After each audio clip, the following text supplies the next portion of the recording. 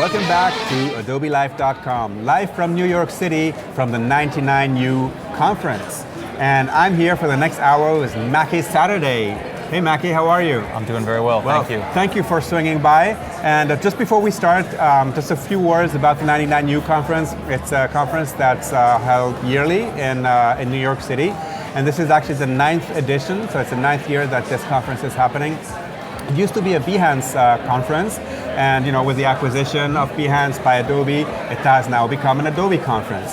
And 99U is really a conference about empowering creative professionals to get that further mile, to maybe if they have a creative block, to find the inspiration, to continue, and to get that little 1% that's missing to finish a project or focus on a dream. So. Check it out, 99U. It's going to be back next year, of course. And this is day 2. We were live yesterday. There is some replays if you want to watch them in the AdobeLive.com interface down below on the right. Yes. Left. No, left. This is how I picture it. I see. It's an L. So the other one is right. How do you make the right? If it's not an L, it's a right. Okay, that's how I figured. Yes. So there's the replays down there. There's information about the streams, etc. And we will be back streaming again for 3 days. In about 2 weeks, we're going to be live from Paris with some great guests. So you're taking me to Paris? Yeah, we're taking a whole bunch of people to Paris. You want to go to Paris? Ah, great. Yeah, well, who knows? Who knows? We're going to have Mackey Saturday and the Paris live stream. Anyway. I'm going to move over to your website. I'm going to leave it like that just for now. Okay. It's like kind of what's happening. Yeah. And let's just have a quick chat about who you are and what do you do? Sure. So I'm a graphic designer, but I focus specifically on identity design, brand identity, visual identity, basically logos, and then how those can extend out into communications. But it's really about that core identification. Okay. That's really the essence of what I do. I try to make very simple things. Okay. I also try to explain what I do very simply. Okay. And how did you get to that? I mean, did you always know that age of 3 you were drawing logos? No. No, it's a good question. Age of 3 I was drawing fish. I always loved art. Okay. I always loved getting things that were in my head out onto the paper. That was something that has always been a passion for me. I actually used to think, though, that design was a joke. I thought that graphic designers were cheaters because they got to use computers. Oh, okay. This is when I was too much fun. Yeah, it's cheating. You have to use your hands to make it real. And so I actually went to school for fine arts. Okay. I didn't go to design school. I have a BFA fine art degree. And it was only after graduating where I realized, I could take these skills and with these tools that aren't cheating, that are actually great tools, I can take a passion I have and turn it into a more commercialized approach. But I've always had an appreciation for simplicity. I've always liked distilling the essence of things. Even my whole senior thesis was on identity, but that through painting and through sculpture and things like that. And so once I went into design, I did do a little bit more. I had a broader approach. I actually started in illustration just because it was something I understood. I had done a lot of it's work. closer to fine arts. Exactly, and I had come up, when I was in college, I was making money doing portraits and painting murals and everything. So painting was your thing? Yeah. Like, do you have a specific technique that you enjoyed most, or? I did a lot of mixed media stuff, and so I would actually build canvases and then I did a lot of acrylic work, some oil. Do you still have examples of that around somewhere on the internet that we can look at? Not on the internet. Yeah.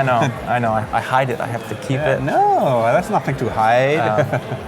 But I did that, and so illustration was an easy transition because I already understood that, and it went over well. So I did a lot of work with action sports brands, skateboard brands, snowboard brands, that kind of thing. And through that I realized, I really do enjoy these simpler things. I really do like trying to put the essence of a brand into something much more basic, and I like that challenge. I've always enjoyed problem solving, and that's something where design really provides a great path that art doesn't necessarily. Art is very subjective. Design is much more objective, and it forces you to solve problems, and I like that.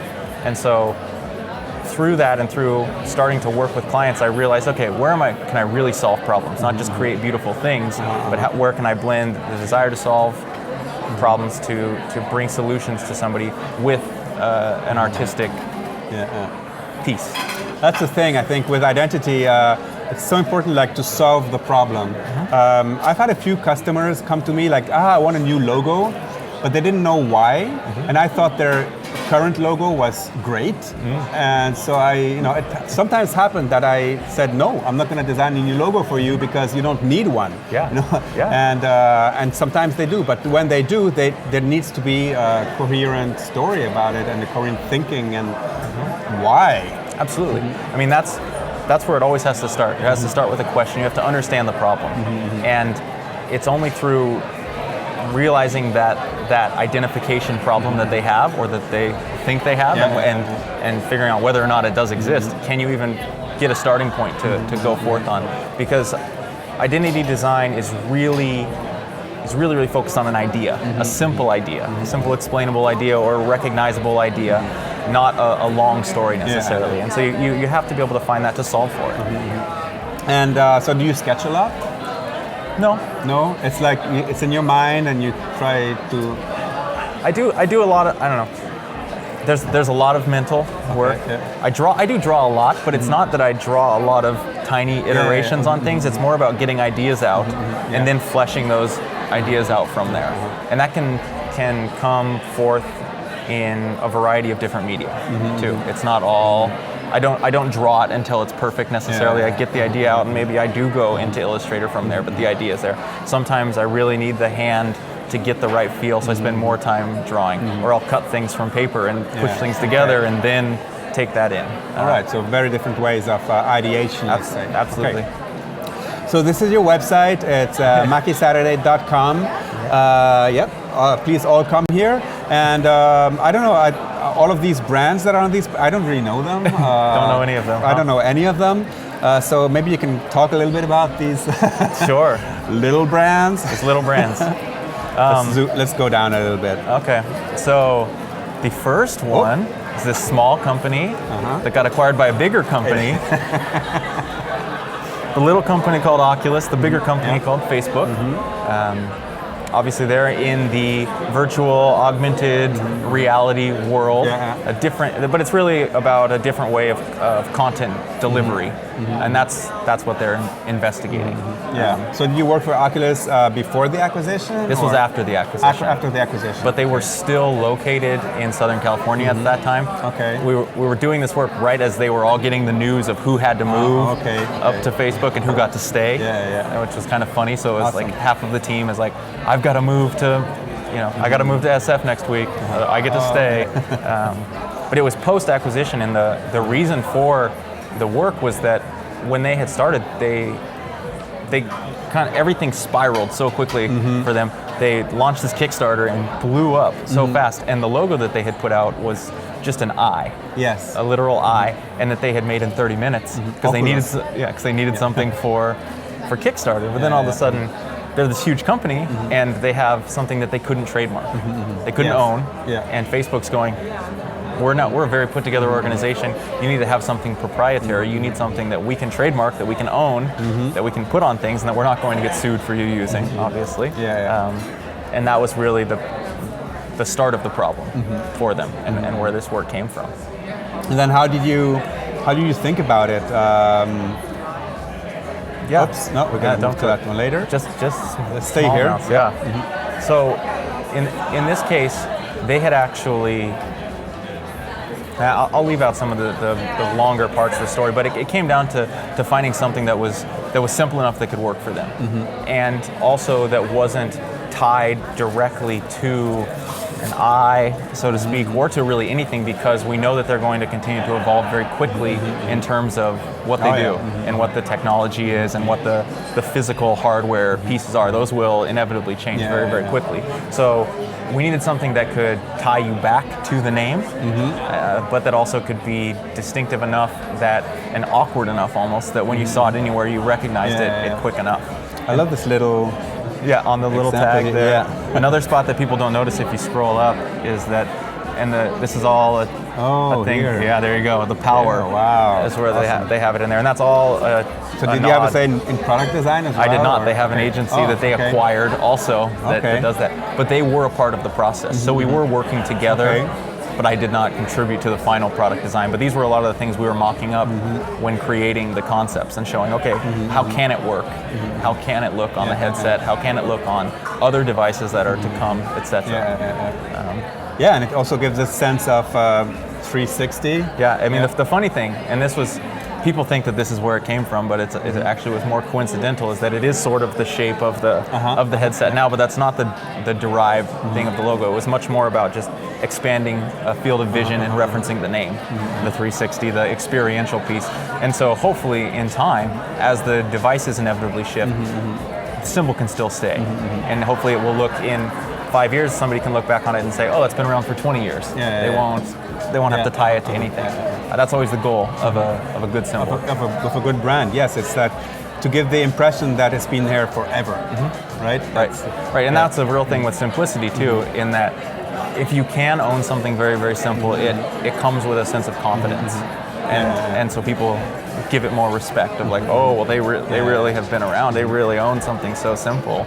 Wow. Well, I think, even the brand Oculus, it's like when you think of VR, that's the first thing you think about, right? Even though now there's a whole bunch of different things, but I think they did a really good job at placing themselves as almost the inventors of Right, yeah. The positioning did work really, really well for them, and we wanted to assure that the brand could also take that kind of weight, to really be a brand for that. Let me see if there's any questions. No, that's just big fan of your clever design. Cheers from Denmark, from Henrik. I love Denmark. Yeah, and this little detail here is really cool. This almost gives almost a sense of the eye going. Anyway, awesome. Any other stories you want to tell about this brand or how you developed it?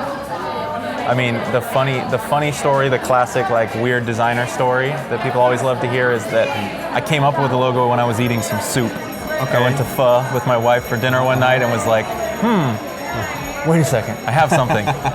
Sent it to myself on my phone and then went back to the office after dinner at night and was like, made this thing really quickly. She's very happy. And just made this thing, because it's not like that takes long to make. It's just getting the idea, but made it in a couple of minutes and was like, I think we maybe have something here. So did you try the devices? Oh yeah. We got to use everything before developing it. Went there and got to use new things that weren't out yet, which was pretty cool to experience this stuff, because when we were working on this, people had only used it with basically standstill experiences. So you're in a 360 room essentially, and you can look around, but nothing's happening. And I got to use some of the new ones that you can walk around in, and you have to feel like you have to duck under things, and as you move, it moves. You try the painting because coming back to your fine art. Oh yeah, that stuff's a blast. Right? Yeah, I love it. Yeah, but it's like a whole different world of painting. A different canvas. Yeah, totally. And I did learn a lot, and this has nothing to do with identity design, but something that I found very interesting is just that the people that have to work on this stuff, we've got the bells. The bells. Bing, bing, bing, bing. That's right, Gabe Acosta, you have to eat more soup, because eat more soup. Yeah, more soup, better logos. But what was so interesting to me is that the teams that are working here and are working on this product, it's every kind of designer. It's not just graphic designers. You have to have architects and you have to have interior designers, because they have to create whole new realities that people can then go live in. So you literally are redesigning a new world. And it has to make sense to the mind, so you don't get confused. So if a building is not constructed appropriately, it will wreck you emotionally. No, there's interesting thing, I don't know if you remember, there was an Adobe product called Adobe Atmosphere. I don't. Yes, that was in the 90s, maybe 96, 97. And basically that was an application to create 3D worlds for virtual reality. And of course it failed because it was too early. The internet was too slow, the devices weren't ready. But I, being a design geek and Yeah. For, You I were got into it it? right away, and I even built a whole bunch of realities and stuff, but nobody could watch them but me. So you actually invented. And the other thing that I thought that came too early was Second Life. Remember Second Life? Yeah. Second Life was an incredible experiment in this virtual reality kind of thing, and I can only imagine Second Life with a immersive device that would be Totally different. Totally different. It would have skyrocketed. Absolutely, yeah. Right. A lot of times our ideas are far beyond our capabilities. Well, I'm so curious to see what that Adobe, of course, is also investing in a lot of these things, like it's like for cutting 360 video and stuff like that. So I think it's going to be very interesting to see how it all plays out, and I'm excited to see what people do and what people make. And as this stuff continues to evolve very quickly now, now that we're finally kind of made it over that hump, I think, in terms of people accepting it and it not being an uncomfortable interaction anymore. So there's a thing that comes up frequently in the chat and also in the world around me. As a logo designer, what do you think about those trending companies that offer logos for a cheap price? And this is something that breaks my heart. That pisses me off almost. But yeah, I mean it happens in all areas of design. It's not just logo design. You have. You have all these website builders that will design whole websites for, or just try to get everybody on a template that standardize things. It's hard to say. It's very sad because it does diminish the value of design. I think it's very good that you try to make design accessible. I think that's great. I think everybody deserves good design, and not everybody has the funds to pay for good design, and I do understand that. However, what I find is the really diminishing part of this is that these people actually don't end up getting good design most of the time. They actually spend a little money and they get a lot of design, maybe they get a lot of quantity, but it's not refined, it doesn't have an idea, and then we put more bad design out into the world. So not only are you diminishing the value of what designers offer, you're also putting garbage out for everybody else. Normalizing garbage. Right, you're polluting the mind, and that's very, very sad to see. So it's almost that we all just need to take on more pro bono projects to help the world or something. But maybe. Because, this is, like you say, this is something that happened, when I graduated in '92, it was still a time where the Mac was at the very early stages, and teachers would even say at the Art Center that the computers would never help designers at that time. I never believed that. I was, like I said, I was a computer geek you're the from the very inventor, beginning, and suddenly. I studied very hard and paid a lot of money for it, and then suddenly everybody became a graphic designer. Everybody who got a Mac became a graphic designer. So I had to deal with that at a very early stage. But now it's photography, it's video, it's logo design. So like you say, it's not always the best solution, but it's kind of it's out there, and you shouldn't consider it as competition. If you're good, if you have good ideas, you will make it and also earn a fair price for it. I mean, I think this applies to everything in the creative field. There's basically two things that people really end up paying for, and that's your eye and the wisdom that's with it, and then your ideas. And those things are not replicatable by an algorithm, and those things aren't able to be bought very cheap or produced very quickly. And so the more that you can translate the value into that and not into the technical, I think it helps separate you from those things, and it'll keep you always valuable. Yeah, because as soon as it goes beyond the logo, it becomes a bit more complex. Like when you have to create an identity, when you have to create something that goes, I don't know, from a business card all the way to an airplane, then it becomes complex, and that's when your $1 logo will not make will the fall cut. apart very quickly. It might look very nice on a white piece of paper, but unfortunately, nobody's ever going to see it on a white piece of paper. Absolutely. All right. Let's move on to the next one. Go for it. You ready? Yeah, another little company. Another little company here. What is that? Instagram? Yeah, who knows? Never heard of it. I don't think anybody uses it. No, it's a great story. It was a great company to get a chance to work with, and this was a pre-acquisition thing. So it's funny. Both of these are Facebook companies now. That's right. Okay. But what's funny is I was never hired by Facebook to do either one of them. Facebook, you should hire me for something actually Yeah, instead of Facebook, all of your, are you listening? Instead of all of your companies hiring me, Yeah. Facebook should. And so it's very funny. I was working with them before the acquisition, and we had started to work on refining this logo type, and then we were doing these weekly check-ins. And funny enough, they said, Kevin, who's the CEO, said, hey, can we push off next week's meeting? We're launching for Android. So this was even pre-Android. We're launching Android on Tuesday. Is it okay if we, just talk again next week? Of course, I know you're very busy, not a problem. So they launched Android, skyrocketed. They were gaining, 1 million users a day, something like that. And then we went through that weekend, and I got this very strange email that weekend that was like all caps, urgent, please review and sign. While you were eating soup? No soup this time. I wasn't creating anything, so there was no soup. And I was like, what is it? And it was a review of the contract, and it was just like, please initial that you have read and agree to these terms. And like, we already did this a while ago, what's going on? And so, but I said, yeah, of course, it's still good, all's good. And then the next morning I wake up to the news that they'd been acquired for $1 billion, and it's like, oh, that's why you needed to make sure that I wasn't acquirable and that this was just work and everything. So we actually had started the work before the acquisition, but then ended up finishing it at Facebook, which was kind of funny. But it was an interesting task, and it's. Did you also design the new icons? I did not design the new icon. That was done in-house. Okay. Yeah. So the script, which is the piece that stayed now. You mean this? Yeah. Or if you scroll down, it has just the script all alone. You can see this. Okay. Yeah. Which is what is locked to the top of the screen. Yeah. When you're in the application. We designed this because they had used a free font before. Okay. It was just a free, anybody could grab it font. And so again, they need something proprietary, they need something they can own.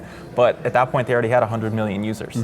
So you don't just throw the baby out with the bathwater for 100 million people that love your product, and you're growing very rapidly. So we needed to find a way to make something that worked so much better, because it had a lot of technical issues of being used very, very small. And the descender on the G, when they're trying to stick it in a top nav bar, they used to just erase it. Like they put a distress effect and would just erase it, which was very funny.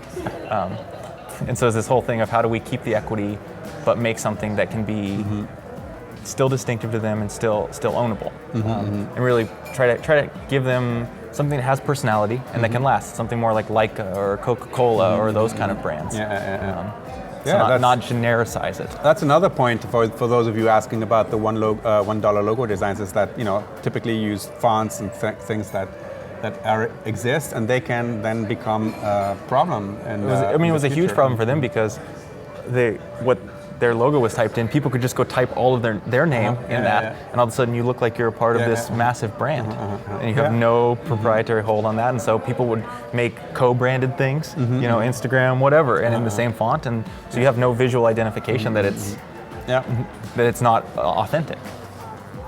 See the process. What's that? It's going to take you to the Dribble page that'll have all of this kind of work. Just show some of the details that we went through, and a lot of the different iterations, that it wasn't a just lightning fast solution, and even the refinement on these things, that while it's a script and it looks hand-drawn, it's perfected down to the tiniest of details, and how we even want our anchor points to be as few and as beautiful as possible. Okay, no, because I thought you were following the 90-degree rule, but I see one here that doesn't follow that rule. So I follow it as much as possible, and obviously putting your anchor points on the extrema is very good. But a lot of times you find when you need something that looks hand-drawn, you have to not have every Bezier be perfect. They need to have a bump occasionally. They need a little bit of something that makes it more real. Yeah, and more human. Yeah. And so it's like what's the balance between refined but still hand done. So if I'm making the Oculus logo, of course we're only going to have a couple anchor points, and we're going all to the extreme and 90-degree rule. But did the Oculus logo have more details? Does it have? Yeah, it probably has something for you. There we go. Showing construction and how we built it off the golden ratio, and then the thirds, just very standard visual cues. That's not. So we took the literal Oculus, stretched it just to make a point. And that's what's funny, is that this had no influence on the original design, obviously the closed one, but they used the same proportions. That circle is a third of that classic geometry, and then this was before any of this stuff had launched, so just showing. Wow, I some love construction. these more details. Yeah. Well, this is still, I mean, we're going through a site that is what's called a temporary website, but I've had it up for like 2 years, so I'm doing a bad job of really putting things up. Let's move to the next one. Sure. So this is Luxe, which is a little bit less known. It's much more known in like San Francisco and New York, places where you have trouble parking, which is, got it. And so they had established this new product, which is basically a valet that comes to you. Okay. And so And you park say, your car somewhere. parks your car somewhere and brings it back to you when you're done with whatever you're doing. So in like San Francisco, where parking is a total nightmare, this helps relieve that stress. And so with them though, what was kind of unique is that it's an incredibly short name. It's 4 letters. And so everybody often thinks that a symbol is what we need. I need a symbol, I need a beautiful graphic.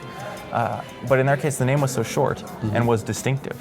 And easy to say. Yeah, I told them, well, you're introducing a new product to the world that they don't understand what it is. People aren't familiar with this idea of a valet that comes to you. They don't know your company. And then if you want them to also recognize a symbol related to your company and related to the service they don't understand, you're asking a customer to do a lot. That's really a challenge on a person. And so we said, let's take out some of those steps. Let's build some more brand equity in the name, and we'll just make the name distinctive. So just designed this little piece to make it stick in your mind. It doesn't mean anything. It's not trying to make you understand something about the service. It's just awkward enough that you can remember it and that you see it and you recognize it. The other thing that we did that was intentional that people probably will never know or get was we did the text in white on blue because all parking signs are blue with this white P on them. It's a standardized thing. And so it's just a reference back to that to keep it in that vein. And then all of the valets now, they wear these blue jackets with this white Luxe on it. And it worked. It worked really well for them. That's just going to take you out to the site. To the app. Okay. That's their website. It is. Oh, interesting. And so they all wear these blue jackets, and they've really kind of owned this blue and the symbol. And Interesting. yeah. I probably never heard of the service because I never drive in. Yeah, I don't drive either, but And, when I lived in San Francisco, I drove all the time. Cool. Yeah, we have 2 kind of probably lesser known ones here that were just really fun projects that's why, and they were challenging in their own unique way. That's why I showed them here. I've done obviously tons more. I've done hundreds of logos. But for the temporary site, I wanted just a variety so people could understand, okay, well, at least he offers a few different things, and here's all different unique challenges. So with Hello, for example, this is about as generic of a name as you get. You know, hello, it's one of the most commonly used words in every language in the world, and these guys decided they wanted to try to own that. So you think about brands who have done things like that. You think of Apple, and that's not even as generic as hello. You say, wow, this is... I can't even think now. Yeah, it's hard because it's very hard to own something so generic. And then how do we represent it? And in their case, they're creating, it's a company, so the brand is for the company. This is one of the products that's shown here, but the company itself is all about observing and documenting your life and giving you the information about all of the things that you do so that you can make better decisions about how you live. And so they started with this product called Sense that observes your sleep and gives you all kinds of information on your sleeping. I see now. I guess this is the something attached to the pillow. And then this device here measures all kinds of things, your air quality, the noise that's in there, the amount of light, all of this stuff, and it documents that and gives you that information and gives you a score so that you can sleep better. But they are working on other products, of which will still have the same brand, that will be completely different and do observe different parts of your life. So how did you come up with this this logo and like? So this symbol is what it was created by was very simple geometry, a square with rounded corners to hint at a speech bubble with a little smiling face in there. But it's okay if you don't see it. That's the idea, is that it itself is simple enough that hopefully it can just be recognized alone, whether or not you see any more in it. But it's the idea is to, the little speech bubble to hint at the smiling face, but ultimately it's an abstract mark that through time and through repeated use can become the representation of the brand. And right now, it's always used in context. It's always, if it's out in the world, it's still in advertising, it's still on the product. We're not asking it to live alone and then people to assume that it's this thing. It takes many, many years to get to a point like that with a logo, to where you can put it up all by itself and people know what it is. Yes, it's on the device very, very subtly. Awesome. Should we watch this or? I mean, if you want, I'm trying to see how long it is. Let's see. But there's narration, so if people can't hear that. No, we can't hear it. Yeah, that's probably not as exciting. But now we see the little piece here. They're it's just gonna be somebody's life and how it works. Okay. We can narrate, and then you go to sleep, and it's very nice. Yeah, you do. Look.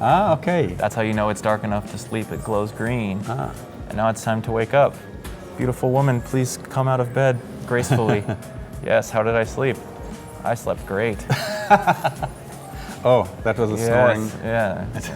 Oh, who made that noise? I snored. Okay, that's enough of the video. We've done. Okay.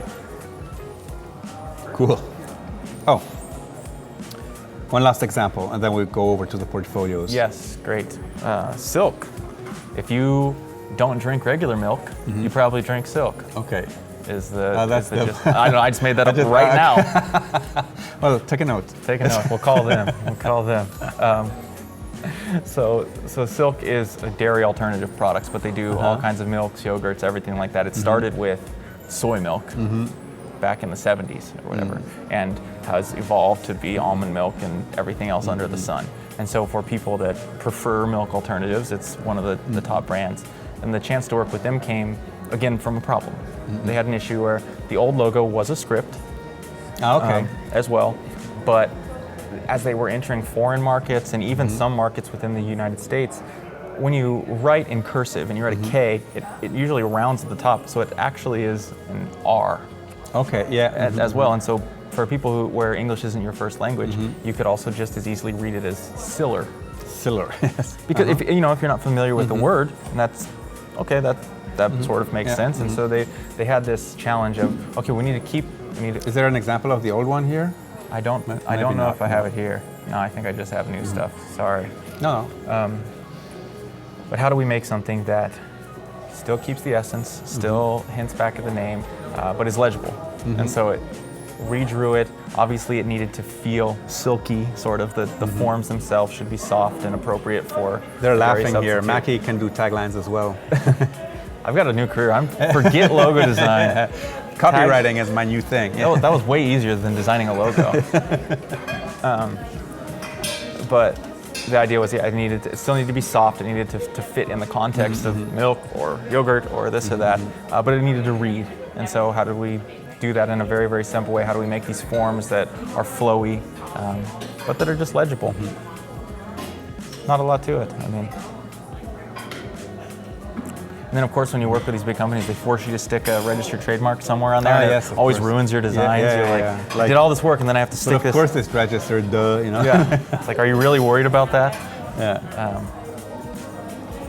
Well, I was in India last week, and on a yogurt, it says, any illegal copy of this label is punishable by law. Well, okay, so I guess there's companies who actually make illegal copies of this whole thing and stick it on a bottle. I guess that's true. If you think about people, like they do it, you see it with clothing all the time. Obviously, people make fake clothing, and so maybe they're just.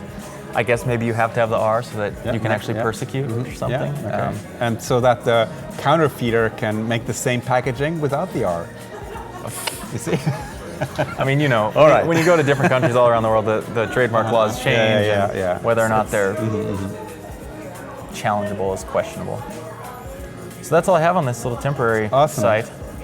So yeah, I can't wait to see some more when I actually put it up. I have a friend who is helping me and forcing me and pushing me to actually get up a full, so we can give all the thanks to him when it actually goes live, and you can see a lot more work. Awesome. let's move on to some of the portfolios that were submitted to us during the past few weeks. Yeah, that would be great. And I think the first one was David Gomez from Spain. Yes. Okay. Oh, that's where you're going. I'm going to Spain tomorrow. Going to Spain tomorrow. So, okay, 4 projects. Is there one that piqued your interest more than any other, or? Well, the first 2 I think are 2 totally different examples that are worth talking about in different ways. Okay. So let's open the first one. Start with glitch. So I was looking through this, and obviously it's very simple. The logo is very simple. So we always look at logos and we ask kind of 3 questions to say, is it a good logo? And we say, is it simple? You know, reproducible and all sizes, everything. Yes, this is simple. You know, and then we say, is it appropriate? So does it fit the needs and the services and the goods of a company? I'm not sure, I haven't read it, and I don't speak fluent Spanish, but I did read the translated version. It's a new radio show that wants to assert the experimental music to a larger number of audience. Look at you go. And so we ask that, and then we say, is it distinctive? Is there something about it that makes it awkward enough to persist in the mind? That's always a real question. And so here I think obviously we have something that's simple. I could say it's probably appropriate. Maybe that's music lines. I don't know. Or maybe it's volume bars. Maybe it's the volume. Boom, boom, boom, boom, boom. Right. Then we say, is it distinct? Oh, it's written in English too. Hey, Glitch's new radio station name. And you thought I was translating on the fly, right? I was translating. The briefing consisted in a naming process and a visual identity for the new radio station. So yeah, I think those 2 things are there. And we say, is it distinctive? Well, is there something awkward about it? Maybe, maybe not. It's a square. It's 5 pieces. We're questionable. We've got 2 out of 3 though, which I think is good. But as you scroll down, I guess this is an inspiration work. Okay. See, I was wondering if is it looking in at the music lines there too, or is it? So there could be there are some nice ideas there. But this logo really comes to life in the rest of the executions more. I think it's trying to be more of a flexible identity, and so he talks about how he did this grid here that gave him room to extend this.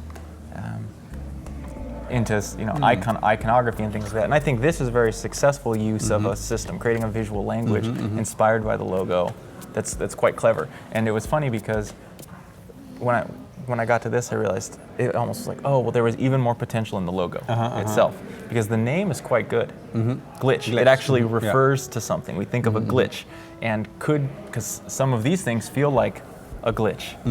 And those actually really reference the name. And so if there was anything I would say, it's that maybe this symbol itself still should have been the framework for all of this, but that the main identification just needed that one thing to make it stick. It needed a glitch.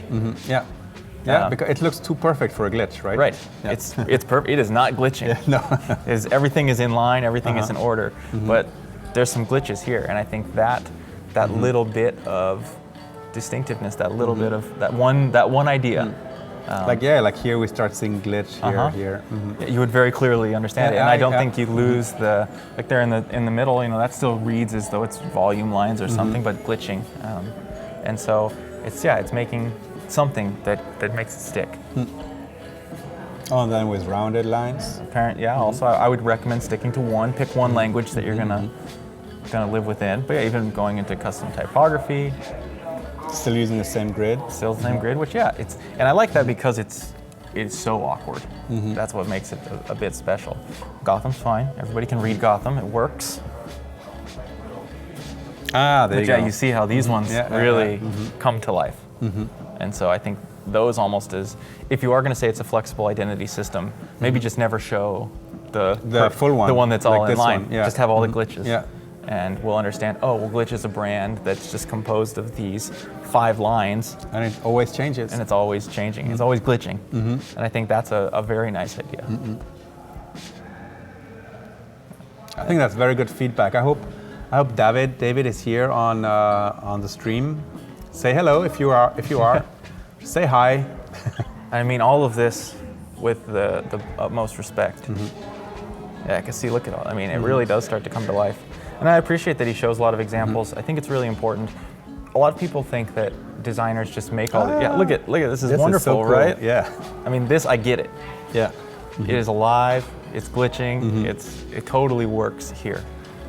What I was saying is, a lot of people, I think, believe that designers just make all these mock-ups or whatever to toot their own horns, but it's so important for the client. Absolutely. That's why we do it. It's not because we think it's special to make it look real on a piece of stationery, but the client needs the opportunity to understand how such a simple design can really come to life, and that's what makes something special. Okay, so Hugo Coutinho agrees with. Oh, he just retracted the message, so he doesn't agree with anything. Fine, Hugo. Hugo, you just agreed. You agreed to disagree. All right. Yeah, but I think that's very good feedback. Yeah, and, this could be different than this. Right. Like, awesome. I'm starting to think no. Yeah, look, you. Yeah. And you said this one is completely different? Totally different. Because I think this one's quite nice. I remember reading about this. There's my translation. Yeah. I can fake again. Like. But it's audio-visual piece. With the intention to create online content related to design and art in YouTube and his website. Okay. Represent. Okay. And so he talks about his inspiration, where these shapes are coming from, which I think is fine. It's nice to help people understand what the idea is. These archways. Identity is based on semicircular arch, architecture element common, so he's explaining all of that, what they do, the cameras, and then starts to get into some of these sketches here. And it's part of the school. So exactly, so it's referencing. Museum, sketches. Sometimes I think it's helpful to show sketches. I think it's good. This is just personal preference, and I'm not criticizing anybody, but a lot of times we put up all this work, and you saw like on Instagram, there's a bunch of different work that I show. I think it's good to show people that there's a process and help them understand a process, but at the same time, you don't want them to think that design is cheap. So when people show 15 concepts that they threw away that are totally different ideas, that sometimes can be, that can hurt you, because then a client will just be like, well, give me 10 more, you already did 10. But I think it's very nice to maybe show where something came from, or the iterations, the fine-tuning of your idea, because the idea is really valuable. But about that, are you the type of designer that shows several different ideas, or just the one you believe in? I show options. I don't get me wrong, I have shown just one. There's been times where I'm so strongly convinced that this is the right one. But generally I show options, but they have a point of view. There's a lot of research that goes into it, but what I found is that no matter how much research and learning I do about a client, there's always going to be something they know that I don't. And so I try to solve the problem in ways that I can be proud of, regardless of what they are. I never put a number of options in that I'm going to contribute, because I shouldn't be bound by needing 3. If there's not 3, they should not see 3. There's only 2, they should only see 2. We're coming up with ideas that solve the problem well, but maybe have slightly different personalities or something else about them that makes them distinctive. But I'm glad to hear that you too, that sometimes this is so to the point, this is my option. I think no matter how many you show, 1 or 3 or even 5 even, you must have a point of view. They're hiring you to have a point of view. They're not hiring you for production. And so a lot of times an option means the same idea executed 3 ways, but the idea is right. And we're just saying you could have it this way, or that way. But you need a strong point of view. But the reason I liked this one was that, yes, it's referencing back to the school, which is nice, and people may or may not get that. But it takes one of the most common forms, the eye, and does it in a way that is unique. I've seen a lot of eye logos. There's a lot of very famous eye logos. When I was doing Oculus, it was this You made issue one of, too. like so many eye logos, and there's so many. So I think it's really, really nice what he's done here in creating something using the same weight line. I mean, it's very, very simple, but it's very effective. There you go. I mean, you look at that. It comes to life beautifully. I think the interaction with the typography is nice, putting the baseline on the bottom of the arc, so that with the ball, like the eye actually dipping below the baseline is awkward. Yeah, David has eye for detail, that's for sure. Yeah. And that kind of stuff is very promising. See, I actually prefer the other one rather than this. I prefer the other one where the eye dips below, because it's strange. So here it's almost like it's the movement that continues into the V. And this would look very good when it's small. I'm sure that looks great on a website or something like that. And you see here how nice that symbol works on its own. I think it's really impressive. Here's a funny technical note. I don't know that I would do it red on black. Just hard to see. Yes, always that the squinting technique. Like if you squint and you can't see it. Absolutely. Yeah, absolutely. And we can talk about usability and all of those real things, but squinting is the best. Is right? the best of all of them. But I mean, you look at it here next to these other logos and how strong it is. Even though he's putting it next to one of his own logos, that dime one. And like next to like older looking things and like worse looking things. It's worse looking arcs, better looking. It's good. Awesome. Yeah. Really Well, nice thank you, work. David, and thank you for submitting it. And let's look at the second portfolio.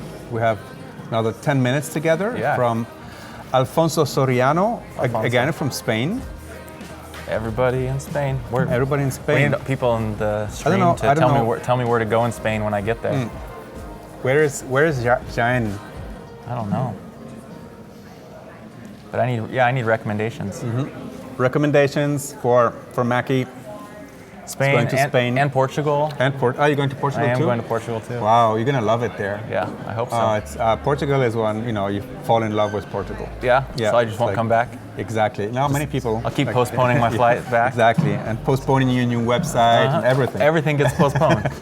I'll just end up surfing all the time and making more logos. Okay, so here we have a few more projects. He did a lot of work. One thing that is clear is that it's about branding and logos. So that's always nice when you create your Behance portfolio, is that you give it a sense, like this is the type of stuff you like doing. Like if you see logos, illustrations, Photoshop manipulations, layouts, then it becomes confusing and you don't get, what is this person doing, right? I mean, here it's clear. We have to realize that the people that hire you probably don't know anything about design, and they need to know who they're hiring. They know what they need, and so that when they look at your work, they should say, does this person do what I need? Are they good at it? Do they have examples of it? And so having a point of view is very helpful. So Alfonso, if you're there, say hi in the chat, and if you have any questions for Mackey, please don't hesitate. Is there one that particularly caught your attention? Well, I think it's good to pick one. He has a logos one, which is all kinds of. We should not go there because it's overwhelming. That's all his logos. It's so many logos. So this is one thing that we've seen before as well. Another designer do like have all these different pages, and then one page with all of them. And then it becomes difficult because they all have different backgrounds. It becomes, like you said, it becomes confusing. It's like. I think recommend against that. Don't do it. I don't think that's a good idea. It doesn't have any benefits. Showing massive amounts of stuff.